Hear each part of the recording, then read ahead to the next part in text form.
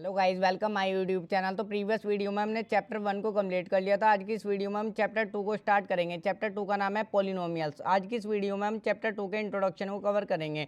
तो चलिए वीडियो को स्टार्ट करते हैं। देखो, सबसे पहले तो मैंने एक इक्वेशन लिखी है, इसको समझते हैं। इसको हम पॉलिनोमियल्स भी बोल सकते हैं।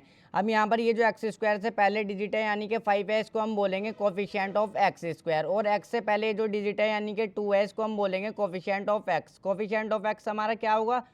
2 होगा। और ये जो 7 वैल्यू है, इसको हम बोलेंगे कांस्टेंट वैल्यू। इसको क्या बोलेंगे हम? Constant value. देखो यहाँ पर मैथमेटिक्स में ए से लेके जेड तक जितने भी अल्फ़ाबेट होते हैं उनको हम सभी को वेरिएबल बोलते हैं। चाहे देखो यहाँ पर एक्स और वाई की बात ही नहीं कर रहा हूँ मैं, चाहे एस हो, चाहे टी हो, चाहे पी हो, चाहे हमारा क्यू हो, सबको हम क्या बोलेंगे? वेरिएबल्स। तो देखो यहाँ पर ये तो हमने समझ लिया। अब चैप्टर का नाम है पॉलिनोमियल्स। अब पॉलिनोमियल्स को ही हम समझते हैं। देखो, पहले तो मैं आपको कुछ ऐसा एग्जांपल दूंगा जो हमारे पॉलिनोमियल है, और कुछ ऐसा एग्जांपल दूंगा फिर जो हमारे पॉलिनोमियल नहीं है। उसके बाद उनमें आप आराम से डिफरेंस कर लोगे।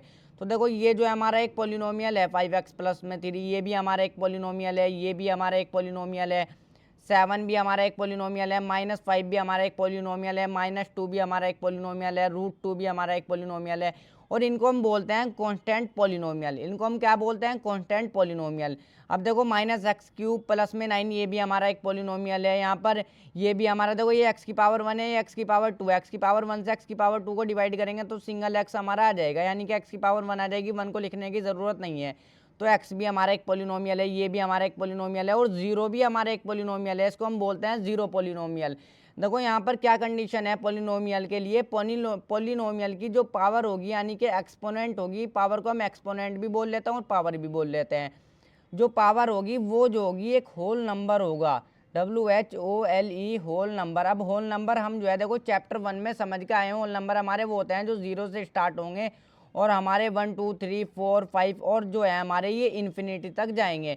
यानी कि यहाँ पर वेरिएबल की पावर कैसी होगी? देखो, मैंने आपको बता दिया, ए से लेकर जेड तक जितने भी अल्फ़ाबेट होंगे उनको हम मैथमेटिक्स में वेरिएबल बोलेंगे। चाहे एक्स की जगह पर वाई हो, चाहे टी हो, चाहे क्यू हो, कुछ भी हो। यहाँ पर वेरिएबल की पावर कैसी होनी चाहिए? एक होल नंबर होना चाहिए। अब देखो, कुछ ऐसा एग्जाम्पल देखते हैं जो हमारे पॉलिनोमियल नहीं है। नॉट पॉलिनोमियल मैंने यहाँ पर लिखा है। ये जो है देखो, ये हमारा पॉलिनोमियल नहीं है। क्यों नहीं है पॉलिनोमियल? क्योंकि देखो इसकी पावर जो है वो होल नंबर नहीं है। -1 होल नंबर में हमारा -1 नहीं आता। माइनस में जब भी पावर होगी तो वो हमारा पॉलिनोमियल नहीं होगा। ये भी देखो हमारा पॉलिनोमियल नहीं है, क्योंकि √x जो होता है हमारा, देखो √x जो होता है हमारा, यहाँ पर √2 नहीं, √x जो होता है वो x⁻1/2 के इक्वल होता है। जब भी रूट में आ जाएगा वेरिएबल तो भी हमारा जो है पॉलिनोमियल नहीं होगा। इसको मैं समझा भी देता हूँ कि √x हमारा x⁻1/2 के इक्वल किस तरीके से होता है। यहाँ पर ये एक दो जगह हम, वैसे इसका कोई यूज़ तो है नहीं। देखो, मैं आपका फिर भी कॉन्सेप्ट क्लियर करने के लिए बता देता हूँ। यहाँ पर इसको वैसे ही समझ लो। देखो, √x की यहाँ पर मैं जो हूँ x की लेट कर लेता हूँ कि यहाँ पर जो है x की पावर n है। मैंने क्या लेट कर लिया कि x की पावर क्या है? n है। तो मैं जो हूँ दोनों तरफ स्क्वायरिंग बोथ साइड कर दूंगा। √x = मैंने x की पावर लेट कर लिया कि x की पावर यहाँ पर n है, मैं स्क्वायरिंग बोथ साइड कर दूंगा दोनों तरफ, यानी कि स्क्वायर कर दूंगा। मैंने कर दिया। अब यहाँ पर एक कॉन्सेप्ट है समझने का, स्क्वायर से हमारा रूट कट जाएगा। ये आगे भी आपका यूज होगा। स्क्वायर से रूट कट जाता है। यहाँ पर क्या आ जाएगा? सिंगल x रह जाएगा। तो मैं x की पावर 1 लिख सकता हूँ, जैसे 2 की पावर 1 हमारा 2 ही होगा। x की पावर 1 में लिख सकता हूँ = x की पावर, ये n 2 के साथ मल्टीप्लाई में हो जाएगा, 2n हो जाएगा। अब जब भी = से इधर उधर बिल्कुल सेम वैल्यू है तो ये दोनों जो है कैंसिल आउट हो जाएंगे, यानी कि कट जाएंगे। तो पावर रह जाएंगी 1 और 2n। इनको हम इक्वल में रखेंगे, 1 = 2n। हमेशा इनको हम जो है इस तरीके से, वैसे एक कमी हमारे सम्स होंगे इस तरीके से, देखो इनको हम जो है इक्वल में रख लेंगे। 1 पावर को इक्वल में रख के फिर देखो ये 2 इसके साथ मल्टीप्लाई में नीचे डिवाइड में आ जाएगा। तो n की वैल्यू क्या आ जाएगी? 1/2। n की वैल्यू यहाँ पर क्या आ जाएगी? 1/2। इस तरीके से √x हमारा जो है देखो, √x जो है x की पावर 1/2 के इक्वल हो जाता है। अब वैसे इसका यूज़ नहीं था, मैंने बता दिया बस ताकि आपके कॉन्सेप्ट क्लियर रहे। देखो यहाँ पर भी रूट में वेरिएबल आ गया, यानी कि x रूट में आ गया, तो ये भी हमारा पॉलिनोमियल नहीं होगा। अब देखो, ये जो है वेरिएबल हमारा, ये जो है हमारा नीचे डिनोमिनेटर में भी नहीं होना चाहिए, तो ये भी पॉलिनोमियल नहीं होगा। यहाँ पर भी देखो वेरिएबल नीचे डिनोमिनेटर, यहाँ पर x की जगह पर चाहे y भी होता, देखो यहाँ पर 3/y इस तरीके से भी होता, चाहे t होता, चाहे q होता, कुछ भी होता, ये भी पॉलिनोमियल नहीं है। अब इसको अभी कॉन्सेप्ट थोड़ा समझ लो, जैसे 1/x है तो ये हमारा पॉलिनोमियल नहीं होगा। क्यों नहीं होगा? क्योंकि जब हम इसको थोड़ा सा और आगे सॉल्व करवाएंगे तो यहाँ पर इसको जो है यहाँ पर x की पावर यहाँ पर 1 होगी। देखो, हम इसको जब फ्रैक्शन है, मैंने आपको चैप्टर 1 में भी बताया, देखो जब हम इसको फ्रैक्शन को पलटेंगे तो ये जो इसकी पावर है, पावर का साइन चेंज हो जाता है। प्लस का 1 है तो माइनस का 1 बन जाएगा। तो फाइनल हमारा क्या आ जाएगा, x की पावर -1। अब देखो यहाँ पर पावर माइनस में आ गई तो इसलिए पॉलिनोमियल नहीं होगा, मैंने आपको बता भी दिया। तो ये भी पॉलिनोमियल नहीं होगा क्योंकि पावर माइनस में है देखो। और यहाँ पर भी देखो वेरिएबल नीचे है, डिनोमिनेटर में है, तो ये भी पॉलिनोमियल नहीं होगा। इनको ध्यान से देख लो, अगर आपको एग्जाम में देंगे भी कि 3 ऐसा एग्जाम्पल दे देंगे कि पॉलिनोमियल है और एक ऐसा एग्जाम्पल दे देंगे जो पॉलिनोमियल नहीं है, कुछ इन्हीं में से होगा वो एग्जाम्पल, इन्हीं को बस ध्यान से देख लो। देखो अब ये भी देखो एक्सपोनेंट जो है वो वेरिएबल भी नहीं होनी चाहिए, यानी कि पावर जो है वो वेरिएबल भी नहीं होनी चाहिए, ये भी हमारा पॉलिनोमियल नहीं होगा। सिर्फ होल नंबर होनी चाहिए, पावर जो होनी चाहिए वो होल नंबर होनी चाहिए। देखो यहाँ पर फ्रैक्शन में पावर हो जाएगी, यानी कि 1/3 है पावर में, तो ये भी हमारा पॉलिनोमियल नहीं होगा। इस तरीके से दे देगा अगर 5x की पावर 2.5 प्लस में 3x, ये भी हमारा पॉलिनोमियल नहीं होगा क्योंकि पॉइंट में देखो डेसिमल में भी नहीं होनी चाहिए पावर सिर्फ जो होनी चाहिए वो होल नंबर होनी चाहिए, मैंने आपको बता दिया। अब जो एग्जाम्पल आएंगे भी आपके स्कूल में तो यहीं पर से ही आएंगे, इनको देख लोगे ध्यान से तो आराम से आपका क्वेश्चन हो जाएगा। आप समझते हैं types of polynomial number of terms के बेस पे, टर्म्स के बेस पे हम पॉलिनोमियल को समझते हैं। अब देखो जैसे ये एक पॉलिनोमियल है, इसके अंदर कितनी टर्म है, 1 2, इसके अंदर 2 टर्म है, और इस पॉलिनोमियल के अंदर कितनी टर्म है, 3 टर्म है। इस 7 भी हमारा एक पॉलिनोमियल है, इसके अंदर मगर ये जो है हमारी सिंगल टर्म है, एक टर्म का पॉलिनोमियल है, इसको हम बोलते हैं कांस्टेंट पॉलिनोमियल, जो ऐसे पॉलिनोमियल होते हैं हमारे। अब देखो समझते हैं टाइप्स ऑफ पॉलिनोमियल को हम नंबर ऑफ टर्म्स के बेस पे, हमारे 3 टाइप के हम पढ़ेंगे, मोनोमियल, बाइनोमियल और ट्राइनोमियल। मोनोमियल यानी कि 1 सिंगल, और बाइनोमियल यानी कि 2, ट्राई मीन्स यानी कि 3।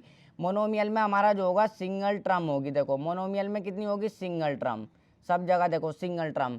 और बाइनोमियल में हमारी 2 टर्म होगी, एक ये रही एक ये रही, 2 टर्म होगी बाइनोमियल में, देखो 2 टर्म होगी सब जगह, 2 टर्म होगी। ट्राइनोमियल में हमारी 3 टर्म होगी, 1 2 3, कितनी टर्म होगी हमारी ट्राइनोमियल में, 3 टर्म। सिर्फ ये समझना है, देखो इतना छोटा सा कॉन्सेप्ट। अब बात करते हैं डिग्री ऑफ पॉलिनोमियल की, ये थोड़ा सा इंपॉर्टेंट है, इसको भी ध्यान से समझो। डिग्री ऑफ पॉलिनोमियल से हमारा क्या होता है, देखो नेक्स्ट टॉपिक है highest power of variable in polynomial. Polynomial में वेरिएबल की हाईएस्ट पावर जो होगी वही होगी हमारी डिग्री ऑफ पॉलिनोमियल। पॉलिनोमियल में अब देखो ये मैंने पॉलिनोमियल लिखी है, डिग्री लिखी है, ऐसा नहीं है, मैं एग्जाम्पल भी आपको एक एक चीज़ का समझाऊंगा ताकि अच्छे से कॉन्सेप्ट समझ में आए। ये हमारा एक पॉलिनोमियल है, इसके अंदर वेरिएबल हमारा सिर्फ एक ही है x, और इसकी हाईएस्ट पावर कितनी है, देखो 1 है, वही डिग्री हो जाएगी। देखो highest power he but degree हो जाएगी, 1 हो गई। अब ये देखो एक पॉलिनोमियल ये है हमारा, इसके अंदर वेरिएबल की हाईएस्ट पावर क्या है, यहाँ पर तो वेरिएबल की 1 है, यहाँ पर 2 है, तो 2 तो इससे बड़ा है ना 1 से, तो हाईएस्ट पावर क्या है वेरिएबल की, 2 है, तो 2 ही डिग्री हो जाएगी। इस वाले में डिग्री क्या हो जाएगी, वेरिएबल की हाईएस्ट पावर यानी कि 107 डिग्री। अब देखो ये जो 9 है इसकी डिग्री क्या हो जाएगी, ये क्या है हमारा एक देखो कांस्टेंट पॉलिनोमियल है, कांस्टेंट पॉलिनोमियल की डिग्री 0 ही होगी, जैसे ये भी इनकी डिग्री भी हमारी 0 ही होगी इन दोनों वैल्यू की। अब क्यों होगी, देखो मैंने 9 यहाँ पर लिखा है, मैंने 9x की पावर 0 जो है मैंने 9 के इक्वल लिखा है। क्यों आया है 9x की पावर 0 के 9 के इक्वल क्यों आया ये वैल्यू, क्योंकि यहाँ पर x की पावर जो 0 होती है वो 1 के इक्वल होती है। कोई सा भी वेरिएबल ले लो, a की पावर 0 भी 1 के इक्वल होगी, यानी कि किसी भी वेरिएबल की पावर जब 0 होगी तो वो 1 के इक्वल होगी। यहाँ पर सिर्फ ये समझना है 9 इंटू मैक्स की पावर 0 यानी कि 1 के इक्वल होगी, तो 9 आ जाएगा। इस तरीके से हमारे वैल्यू आ जाती है। अगर इससे पहले 9 से के बाद कोई वेरिएबल भी होगा तो उसकी जो पावर होगी वो 0 होगी, इसलिए हमारे कांस्टेंट जो ये पॉलिनोमियल होते हैं उनकी डिग्री जो होगी वो 0 होगी। अब इसको भी समझ लो, देखो छोटा सा यहाँ पर हमारे जो है ये वेरिएबल की पावर 0 होगी तो वो 1 के इक्वल किस तरीके से होगा, किस तरीके से हम प्रूव भी कर सकते हैं इसको। देखो a की पावर 0 को मैं क्या लिख सकता हूँ, a की पावर 1 - 1 लिख सकता हूँ, 1 - 1 यानी कि हमारा 0 ही होगा, देखो लिख सकता हूँ इस तरीके से। अब ये वाली आइडेंटिटी का थोड़ा सा यूज होगा इसके अंदर जो हमने चैप्टर 1 में भी करा, a की पावर m अपॉन में a की पावर n जब इस फॉर्म में दिया हुआ हो तो मैं इसको इस फॉर्म में लिख सकता हूँ a की पावर m माइनस में n, और जब मुझे इसी फॉर्म में दिया हुआ हो a की पावर m माइनस में n तो भी मैं उसको a की पावर m अपॉन में a की पावर n की फॉर्म में लिख सकता हूँ, जो कि मैंने यहाँ पर लिखा भी। देखो ये हमारा इस फॉर्म में है, a की पावर m माइनस में n इस फॉर्म में है, ये देखो ये वाली वैल्यू ध्यान से समझो। तो मैं इसको मैंने इस फॉर्म में लिखा a की पावर m माइनस में n, m भी यहाँ पर वैल्यू 1 ही है और n की वैल्यू भी 1 ही है। अगर मैं इसको देखो वापस से इसी फॉर्म में लिखूँ a की पावर m माइनस में n, किस तरीके से लिखूंगा, देखो a को एज इट इज लिखूंगा और m में से यानी कि इसमें m में से n को माइनस कर दूंगा पावर में से 1 - 1, देखो इसी फॉर्म में चला जाएगा। तो ये a की पावर 1 को डिवाइड करेंगे अपॉन a की पावर m1 से, देखो a की पावर 1 को डिवाइड करूंगा a की पावर 1 से तो ये कट करके मेरा 1 के इक्वल ही आ जाएगा, क्योंकि देखो 2 को डिवाइड करूंगा 2 से तो हमारा 1 ही आ जाएगा ना, सेम वैल्यू ही आ जाएगी, इसी तरीके से 1 ही आ जाएगा। तो a की पावर 0 जो होती है वो हमारे 1 के इक्वल होती है, बिल्कुल छोटा सा। इसका देखो इस तरीके से प्रूव भी कर सकते हो आप। तो अब यहाँ पर देखो नेक्स्ट कॉन्सेप्ट को समझते हैं हम। अब यहाँ पर देखो हम डिग्री की बात कर रहे थे, जो 0 की डिग्री होगी वो नॉट डिफाइंड होगी, उसको हम डिफाइंड नहीं कर सकते, और ये थोड़ा सा मैंने अलग एग्जाम्पल लिखा है, ये आपके एनसीईआरटी के लेवल से थोड़ा बाहर का क्वेश्चन है, ये भी हमारा एंट्रेंस वगैरह में पूछ लेते हैं। इसकी डिग्री क्या होगी? अब यहाँ पर ये जो है कई 3 वेरिएबल मल्टीप्लाई में आपस में, 3 वेरिएबल देखो एक्स, ये तीनों आपस में मल्टीप्लाई में है। इसकी डिग्री किस तरीके से फाइंड आउट करेंगे? देखो यहाँ पर जो है सबसे पहले z की पावर यहाँ पर 1 है, यानी कि अब इनको ऐड करो, 6 प्लस में 3 कितने 9 प्लस में 10, तो 10 जो है यहाँ पर जो होगा वेरिएबल की पावर को जो हम करेंगे ऐड करेंगे, तीनों मल्टीप्लाई में है, यानी कि तीनों वेरिएबल की पावर को जो है ऐड करेंगे। 5 प्लस 2 कितना होगा? 7, 7 प्लस 4 11। अब यहाँ पर देख लो, यहाँ पर इससे 11 से कम है, 6 प्लस 3 9, 9 प्लस 1 10, तो 10 तो इससे कम है ना हमारा, देखो 11 से, तो यहाँ पर डिग्री जो होगी वो 11 होगी। वेरिएबल यहाँ पर जो है वो मल्टीप्लाई में है, एक्स वाई के साथ मल्टीप्लाई में है, तो हम इनकी पावर को जो करेंगे, यानी कि एक्सपोनेंट भी बोल सकते हैं, इनको हम ऐड करेंगे, जिसकी ज़्यादा होगी वही डिग्री हो जाएगी हमारी। यहाँ पर तो 5 है, ये भी नहीं होगी डिग्री, यहाँ पर 10 आई है, ये भी डिग्री नहीं होगी, 11 होगी यहाँ पर डिग्री। अब समझते हैं टाइप्स ऑफ पॉलिनोमियल को डिग्री के बेस पे। टाइप ऑफ पॉलिनोमियल हमने टर्म्स के बेस पर समझ लिया, अब समझते हैं डिग्री के बेस पे। तो यहाँ पर हम पढ़ेंगे 4 टाइप के, मैं आपको पढ़ाऊंगा। एक होता है हमारा कांस्टेंट पॉलिनोमियल, जिसकी डिग्री जो होगी वो 0 होगी। कांस्टेंट पॉलिनोमियल के एग्जांपल ये रहे। एक होगा हमारा लीनियर पॉलिनोमियल की डिग्री जो होगी वो 1 होगी। यहाँ पर इसके एग्जांपल ये रहे। डिग्री कितनी है इनमें? देखो तीनों में डिग्री कितनी है? वेरिएबल की हाईएस्ट पावर, सब जगह 1 है, देखो है नहीं 1, तो डिग्री होगी इनकी 1 लीनियर पॉलिनोमियल में। क्वाड्रेटिक पॉलिनोमियल की बात करूँ तो इसकी डिग्री जो होगी वो 2 होगी। अब देखो यहाँ पर क्वाड्रेटिक पॉलिनोमियल की डिग्री देखो कितनी है? 2 है, यहाँ पर भी 2 है, यानी कि वेरिएबल की हाईएस्ट पावर, इन पॉलिनोमियल में वेरिएबल की हाईएस्ट पावर कितनी है? 2 ही तो है, इसलिए डिग्री भी 2 ही होगी। हाईएस्ट पावर जो होगी वेरिएबल की वही डिग्री होगी। क्वाड्रेटिक पॉलिनोमियल में डिग्री 2 होगी। क्यूबिक पॉलिनोमियल में डिग्री जो होगी वो हमारी 3 होगी। अब देखो यहाँ पर ये जो है हमारा एक क्यूबिक पॉलिनोमियल है, इसमें हाईएस्ट पावर कितनी है? वेरिएबल की 3 है। अब यहाँ पर ये जो है देखो सिंगल टर्म है, टर्म से कोई भी फर्क नहीं पड़ेगा, यहाँ पर सिर्फ डिग्री जो होनी चाहिए वो 3 होनी चाहिए, यानी कि वेरिएबल की हाईएस्ट पावर जो होनी चाहिए वो 3 होनी चाहिए। टर्म से कोई भी फर्क नहीं पड़ेगा, चाहे इस तरीके से लिख लो 9x3, सिंगल टर्म है, सिंगल टर्म से कोई भी फर्क नहीं पड़ेगा, सिर्फ डिग्री 3 होनी चाहिए, जो कि डिग्री 3 है भी। यहाँ पर देखो इसमें भी डिग्री जो है हमारी वो 3 है, वेरिएबल की हाईएस्ट पावर कितनी है? 3 है, तो जो वेरिएबल की हाईएस्ट पावर होगी वही हमारी होगी डिग्री। क्यूबिक पॉलिनोमियल की हमारी डिग्री जो होगी वो 3 होगी। अब नेक्स्ट कॉन्सेप्ट की तरफ। अब देखो नेक्स्ट टॉपिक को देखो, जीरोज ऑफ पॉलिनोमियल, या फिर हम रूट्स ऑफ पॉलिनोमियल भी बोल सकते हैं, रूट्स भी बोल सकते हैं, फिर जीरोज भी बोल सकते हैं, कुछ भी हम बोल सकते हैं। अब हम सीखेंगे कि हम जो है पॉलिनोमियल के रूट किस तरीके से फाइंड आउट करेंगे। अब यहाँ पर सबसे पहले एक चीज़ ध्यान से समझने की है, देखो इसको लिख भी लेना। लीनियर पॉलिनोमियल जो होता है उसकी जो 1 डिग्री होती है, तो उसका जो है 1 ही रूट होगा, जितनी डिग्री होगी उतने ही रूट होंगे। क्वाड्रेटिक पॉलिनोमियल की 2 डिग्री होगी, 2 ही इसके रूट होंगे। क्यूबिक पॉलिनोमियल की 3 डिग्री होगी, 3 ही रूट होंगे। अब किस तरीके से देखो हम जो है यहाँ पर फाइंड आउट भी करेंगे। अब देखो रूट्स ऑफ लीनियर पॉलिनोमियल, मैं जो हूँ लीनियर पॉलिनोमियल के रूट्स फाइंड आउट करूँगा। ये जो है मेरा लीनियर पॉलिनोमियल है। क्यों है लीनियर पॉलिनोमियल? क्योंकि डिग्री वेरिएबल की हाईएस्ट कितनी है? क्या है? 1 है, इसलिए ये जो है हमारा लीनियर पॉलिनोमियल है। अब मैं किस तरीके से फाइंड आउट करूँगा? सबसे पहले मैं जो हूँ इसको 0 के इक्वल रख लूँगा, उसके बाद 2x इज इक्वल टू, ये 1 जो है इधर प्लस के इधर जाके माइनस का 1 बन जाएगा। x इज इक्वल टू, देखो बिल्कुल आसान है, इसके अंदर कुछ भी नहीं है, -1, ये जो 2 इसके साथ मल्टीप्लाई में x के साथ नीचे डिवाइड में आ जाएगा। बस ये जो मेरी वैल्यू आई है ना, यही है मेरा रूट्स ऑफ पॉलिनोमियल, या फिर जीरोज भी बोल सकते हैं, जीरोज ऑफ पॉलिनोमियल।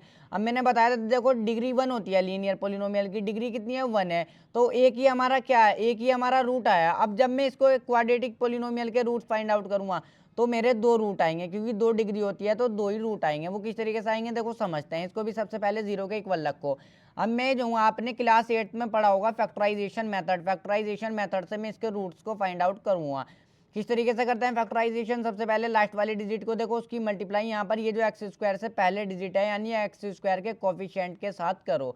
ये जो एक्स स्क्वायर का कोफिशिएंट क्या होगा? हमारा 2 होगा, इसके साथ मल्टीप्लाई कर दो। 5 × 2 करूँगा तो मेरा 10 हो जाएगा। अब सेकंड स्टेप है, इस वाले साइन को देखो, ये जो है और इस पर इस तरीके से एरो लगा लो। आप मत लगाना, सिर्फ समझाने के लिए बता रहा हूँ। माइनस का निशान है, एक्स से पहले डिजिट कौन सी है? 9 है। अब मुझे 2 ऐसी डिजिट चाहिए जिसको मैं मल्टीप्लाई करूँ तो 10 आ जाए, ये वाली वैल्यू आ जाए, यानी कि जो मैंने यहाँ पर ये 2 डिजिट की मल्टीप्लाई करी 10 आया। मल्टीप्लाई करूँ तो 10 आ जाए और माइनस करूँ तो ये जो x से पहले डिजिट है माइनस करूँ तो माइनस ही क्यों करूँ, क्योंकि यहाँ पर माइनस का निशान है, माइनस करूँ तो 9 आ जाए।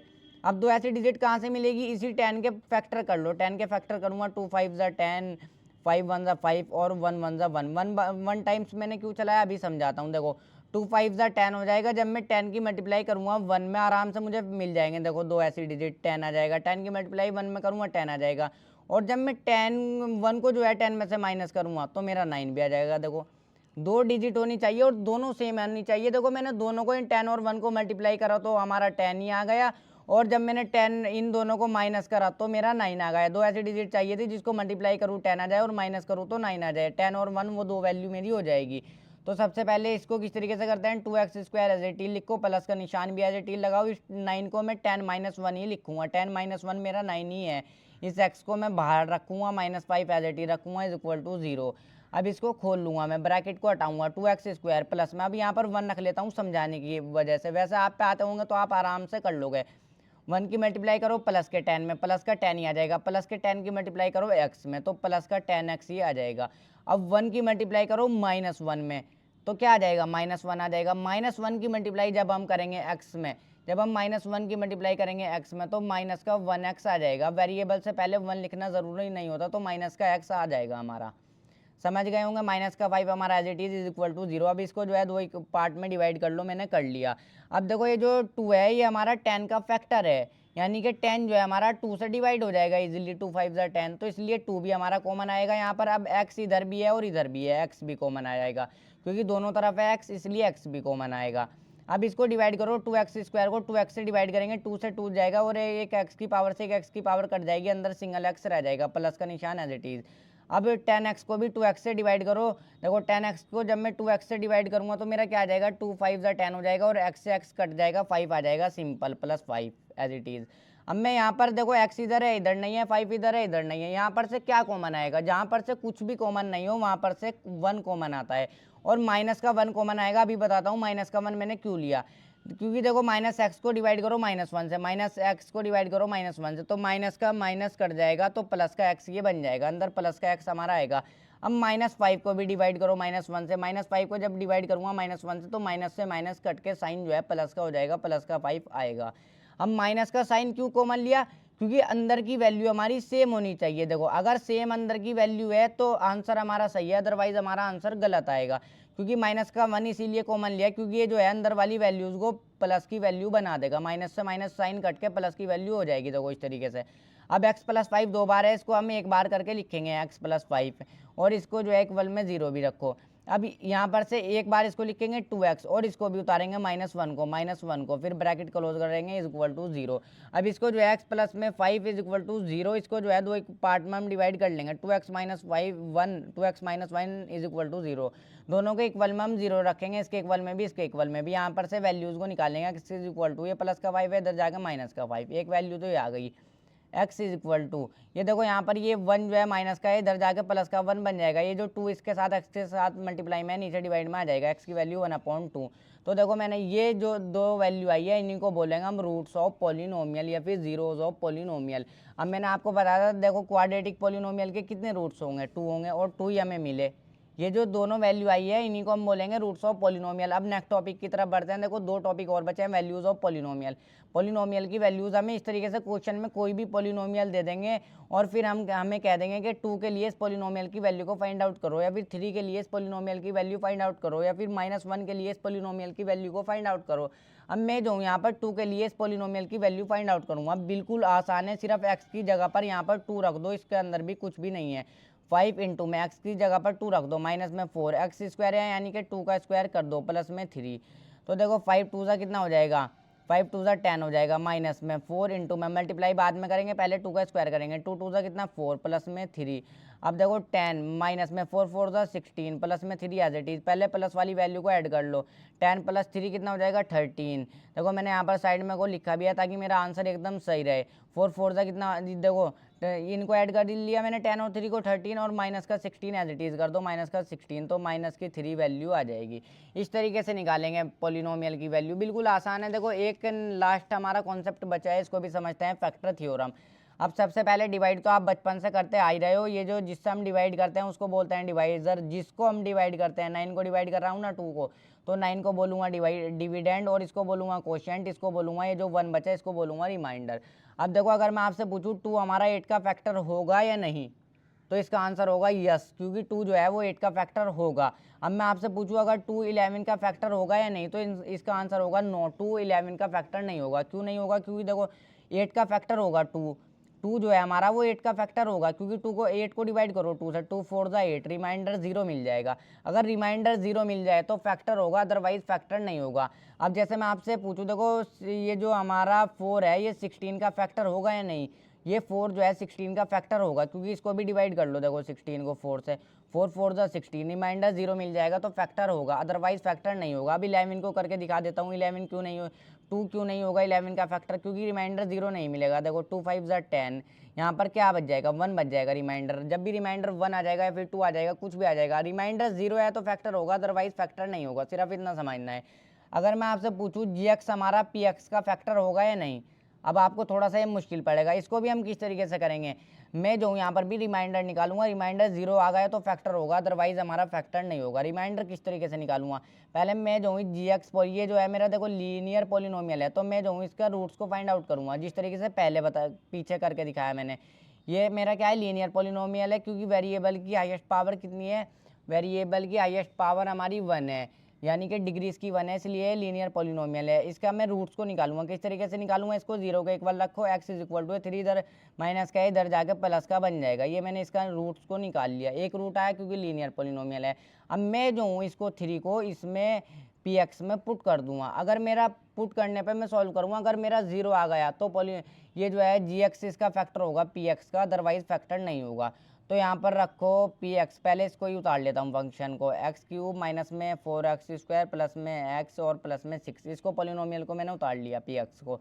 अब x की जगह पर 3 पुट करो तो 3 का क्यूब हो जाएगा, माइनस में 4x का स्क्वायर है तो 3 का भी स्क्वायर हो जाएगा, प्लस में x की जगह पर हम 3 रख रहे हैं, प्लस में 6, 3 3 की पावर 3 यानी कि 3 इंटू 3 इंटू 3, इस तरीके से 3 3 9, 9 3 27 आ जाएगा, माइनस में 4, पहले 3 का स्क्वायर करो, 3 का स्क्वायर होता है 9, प्लस में 3 प्लस में 6 ऐड कर दो 9 हो जाएगा ये हमारा, और 27 माइनस में 4 9 का कितना हो जाएगा 36 हो जाएगा, प्लस में 9 कर दो। अब 27 प्लस में 9 करूँगा तो 36 ही हो जाएगा, माइनस में 36, क्या आ गई वैल्यू 0। हम ये जो निकाला है मैंने रिमाइंडर निकाला है, इस तरीके से हम रिमाइंडर निकालेंगे। क्या, पहले तो मैंने देखो इस वाले GX फंक्शन को उठाया, मैंने जो है इसके रूट को फाइंड आउट करा, और फिर मैंने जो इसका रूट आया, ये जो वैल्यू आई इसका रूट आया, उसको मैंने PX वाले पॉलिनोमियल में पुट करा। अगर मेरा इसको पुट करने पर 0 आ गई वैल्यू, यानी कि रिमाइंडर आया, रिमाइंडर 0 आ गया, तो मैं कह सकता हूँ कि ये जो GX है ये इसका PX का फैक्टर होगा। जिस तरीके से मैंने यहाँ पर बोल दिया कि 2 जो है वो 8 का फैक्टर होगा, इसी तरीके से GX भी हमारा PX का फैक्टर होगा। अब यहाँ पर समझाने के लिए 2 लाइनें भी लिखी है मैंने, देखो इफ़ रिमाइंडर इज 0 तो GX फैक्टर ऑफ PX, अगर रिमाइंडर 0 आ गया तो GX फैक्टर होगा PX का। If remainder not equal to 0, अगर यहाँ पर कुछ भी वैल्यू आ जाती, 1 आ जाता, -1 आ जाता, या फिर 3 आ जाता, या फिर 5 आ जाता, तो आप लिख देते if remainder not equal to 0 तो GX is not factor of PX, तो फिर हमारा GX PX का फैक्टर नहीं होता। अब 2-3 फॉर्मूले हैं, इनको देख लो। वैसे मैंने चैप्टर 1 में ही बताया था कुछ फॉर्मूले, x प्लस वाई का क्यूब, x माइनस वाई का क्यूब, ये मैं आपको जब मैं एक्सरसाइजेज सॉल्व कराऊंगा वहीं पर ही मैं आपको बता दूंगा साथ के साथ ही। देखो यहाँ पर हमारा इंट्रोडक्शन कंप्लीट हो जाता है। अब अगर आपके इंट्रोडक्शन 50% भी समझ में आया हुआ हो तो भी आपकी एक्सरसाइज ईजिली सॉल्व हो जाएंगी। एक्सरसाइज इतनी मुश्किल नहीं है, बिल्कुल आसान है। अब नेक्स्ट वीडियो में हम एक्सरसाइज को ही सॉल्व